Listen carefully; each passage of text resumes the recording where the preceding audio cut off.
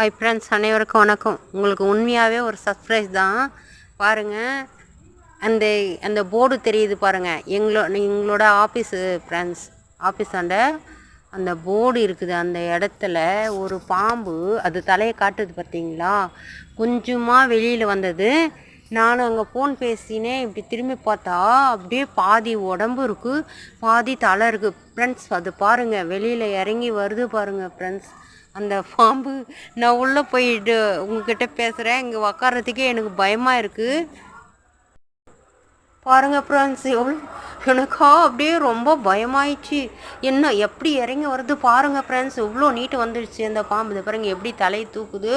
பயந்தே போயிட்டோம். அது என்ன பண்ணும், இந்த கட்டு வீரியம் போல் இருக்குது அந்த பாம்பு.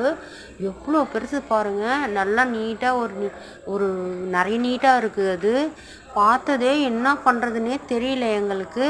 யாரும் அடிக்கிறதுக்கும் இல்லை, எதையும் பண்ண முடியாமல் அப்படியே பயந்து போயிட்டோம் ஃப்ரெண்ட்ஸ்.